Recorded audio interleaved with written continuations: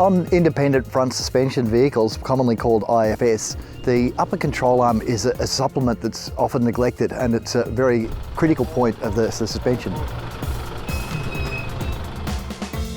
What happens is when a vehicle's picked up, on most vehicles you get a bit of negative camber, so the wheel starts to fall in. What these do is actually push them out a bit further and get you back to the positive camber.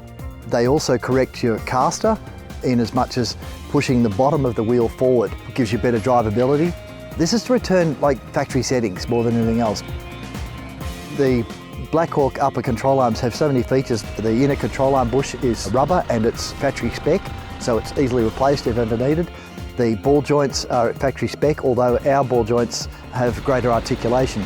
We also move the cup of the arm. So if you've got the suspension arm here and it's already started to be picked up, that ball joint's already started to articulate.